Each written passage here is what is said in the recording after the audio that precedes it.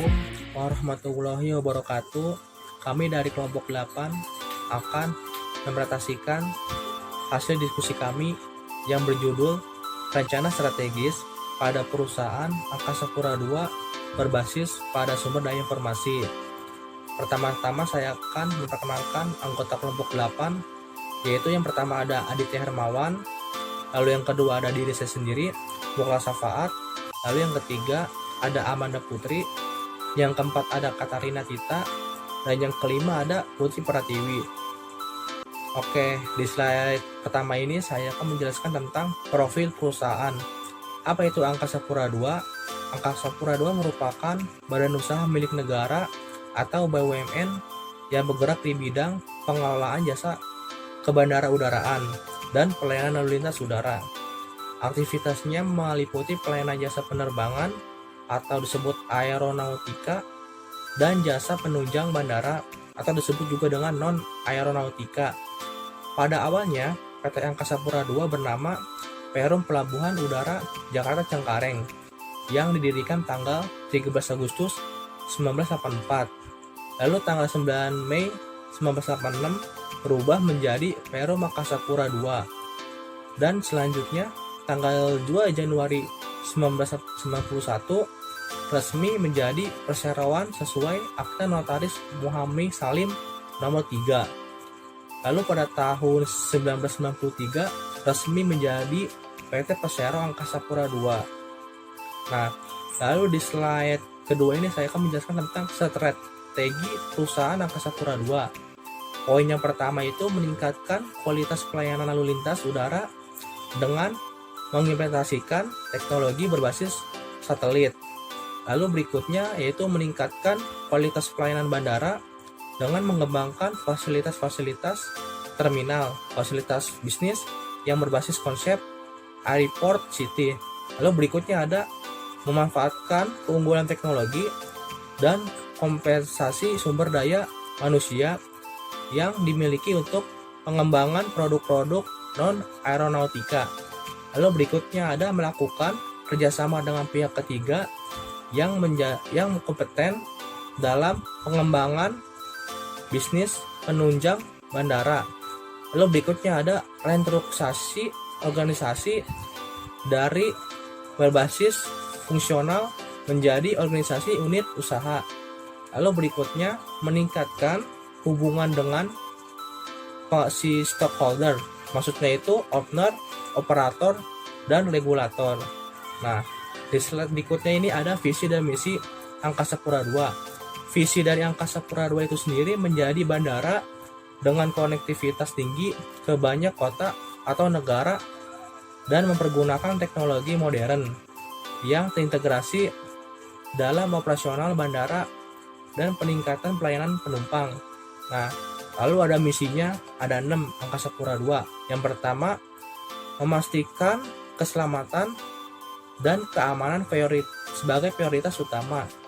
Lalu yang kedua ada menyediakan infrastruktur dan layanan kelas dunia untuk mendukung perkembangan ekonomi Indonesia melalui konektivitas antar daerah maupun negara.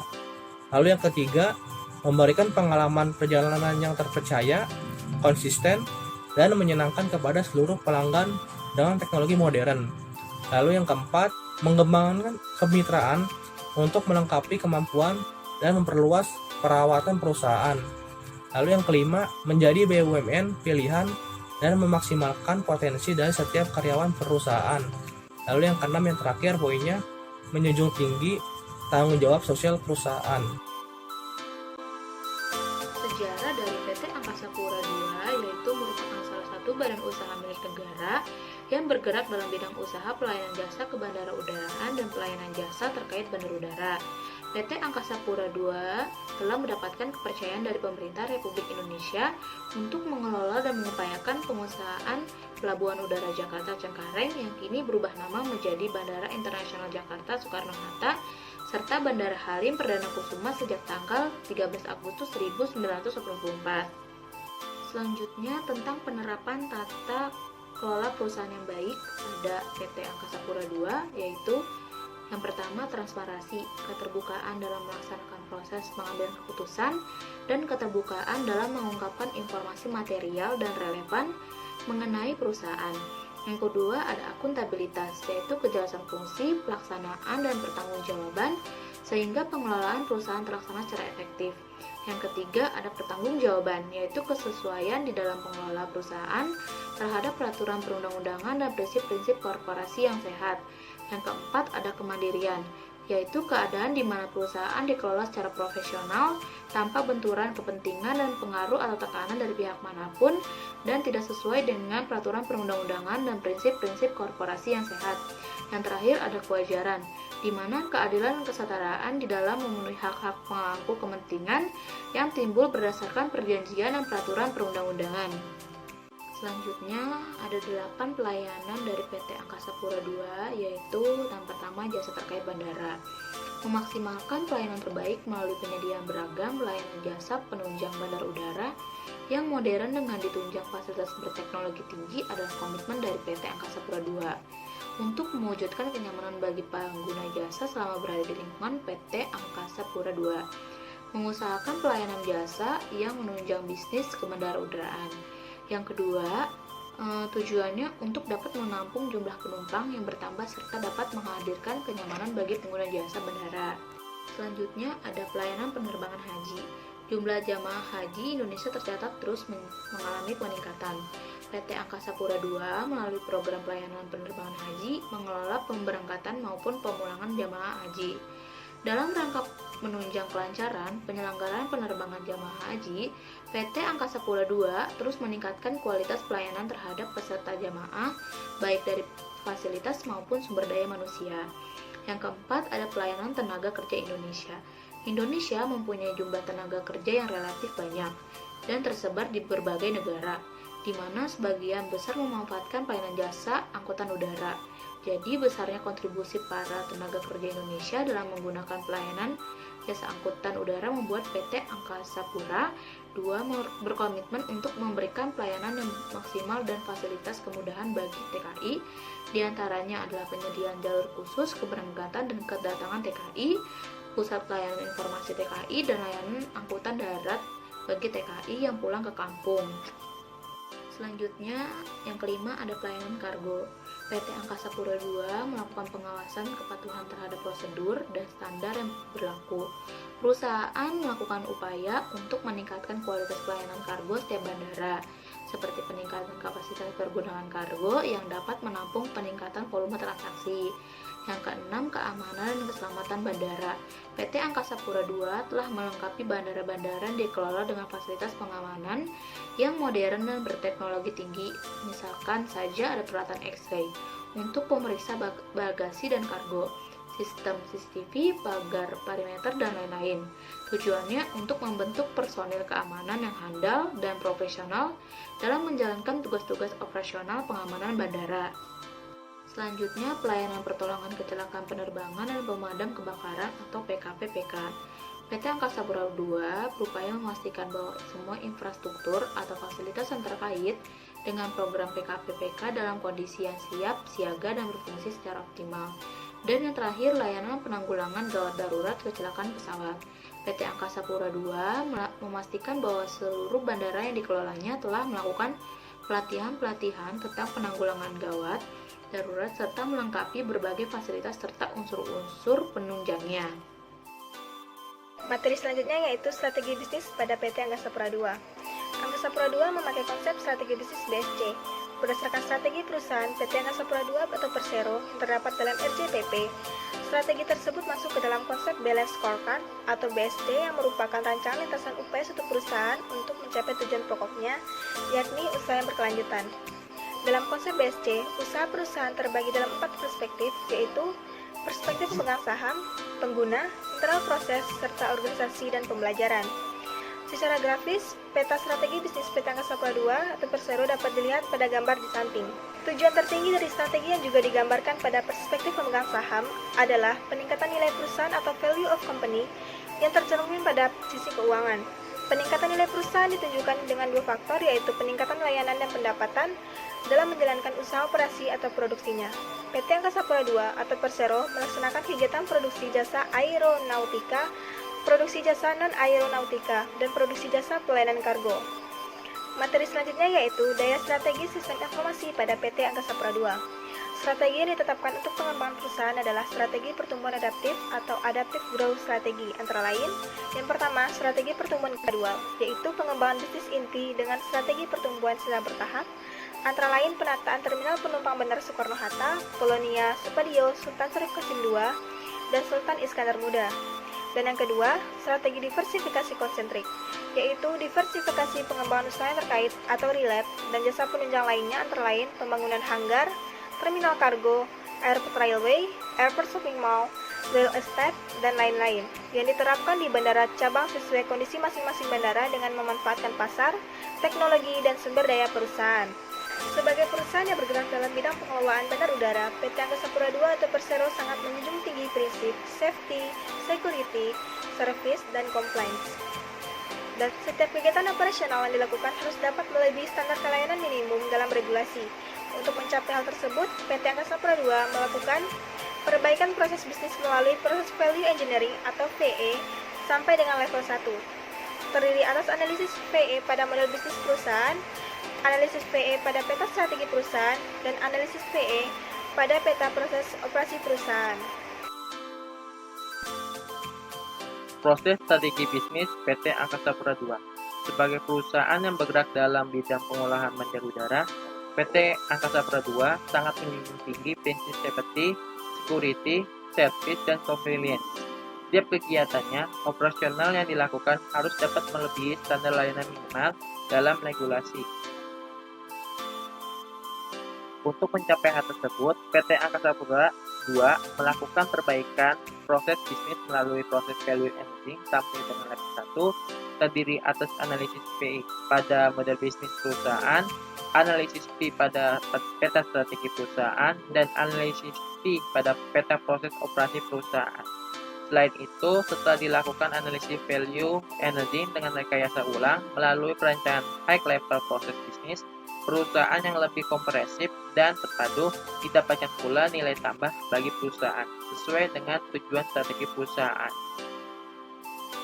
yaitu meningkatkan efisiensi dan produktivitas kerja perusahaan, memperbaiki dan meningkatkan kinerja keuangan perusahaan secara berlanjut, mempertahankan layanan berkualitas yang berstandar internasional, meningkatkan kompetensi tenaga kerja guna mendukung rencana pengembangan usaha perusahaan pada masa mendatang.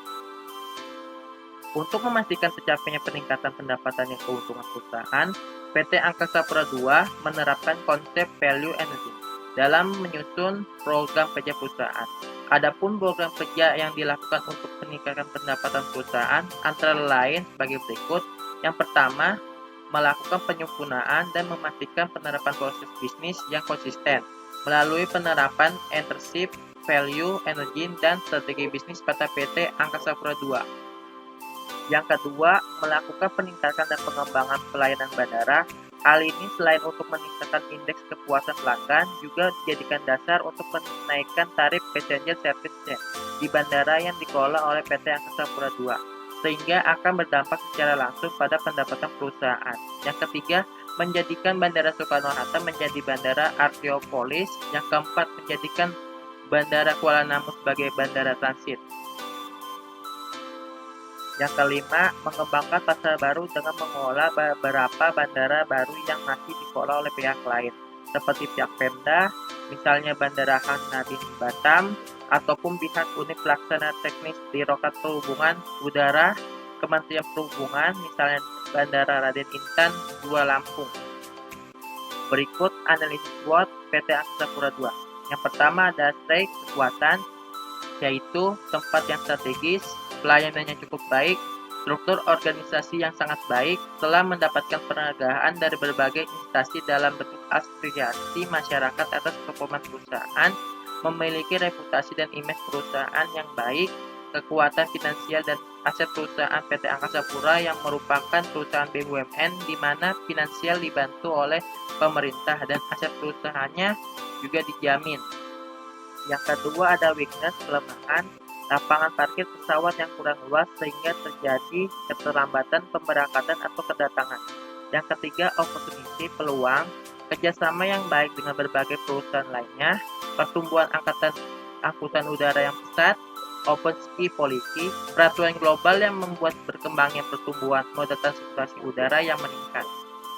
Yang keempat ada threat, ancaman, masuknya pesaing baru, kebijakan pemerintah yang sangat ketat dalam peraturan atau regulasi pemerintahan, perang harga, dan fluktuasi nilai tukar asing.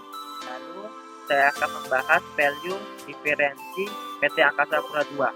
Adanya kesesuaian antara kemampuan perusahaan untuk menciptakan keunikan yang sesuai dengan permintaan para pelanggan. Ada 4 tahap, yaitu menciptakan sebuah analisa rantai nilai, tingkat kepentingan dari tiap aktivitas berbeda, keterpisaan dari aktivitas yang berbeda, dibuat rantai nilai yang terpisah untuk setiap kelompok pelanggan. Ada segmen atas yang terdiri dari produk pelayanan operasional seperti penyimpanan bagasi, penerimaan penumpang, penyaluran bagasi kepada para penumpang. Segmen bawah yang dari pelayanan juga, yang yaitu penempatan taksi yang sebelumnya ilegal menjadi legal, yang dapat memudahkan para penumpang melanjutkan perjalanan setelah dari bandara atau wilayah tertentu. Saya akan membahas tentang kelebihan database PHP perusahaan Angkasa Pura II. Aplikasi bahasa PHP dapat digunakan untuk yang pertama, PHP digunakan sebagai landasan operasi pada pemrograman jaringan berbasis web. Yang kedua, PHP digunakan juga untuk pemrograman database. PHP digunakan untuk membuat aplikasi web. Adapun kelebihan dan kekurangan bahasa PHP antara lain sebagai berikut. Menurut Andika, koneksi dari bahasa pemrograman web atau dibaca dengan PHP yang kita gunakan ke MySQL database menjadi langkah awal yang sangat penting untuk kita lakukan. Berikut sintaks untuk melakukan koneksi ke MySQL database dari PHP, yaitu MySQL_connect, nama host, MySQL username yang kita gunakan, dan password dari username kita. Menurut Andika, bahasa pemrograman berbasis server maksudnya skrip PHP diletakkan di server dan diterjemahkan oleh web browser terlebih dahulu. Kemudian hasil terjemahan itu dikirim ke browser klien. Bahasa pemrograman PHP memiliki kesamaan dengan bahasa ASP atau Active Server Page, Cold Fusion, JSP atau Java Server Page ataupun Perl. Kesimpulan dari perusahaan Angkasa Pura II adalah sistem informasi yang diterapkan oleh Angkasa Pura II telah diterapkan di dalam visi dan misi perusahaan tersebut, yaitu menjadikan bandara dengan konektivitas tinggi ke berbagai kota dan negara, dengan mempergunakan teknologi modern yang terintegrasi dalam sistem informasi dan operasional yang ada dalam Angkasa Pura II, sehingga para calon customer atau pelanggan merasa bahwa Angkasa Pura II memiliki nilai inovasi yang maju dan berkembang.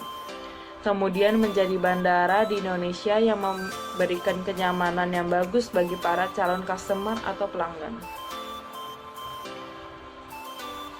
Sekian presentasi dari kami kelompok 8, kurang lebihnya mohon maaf. Wassalamualaikum warahmatullahi wabarakatuh.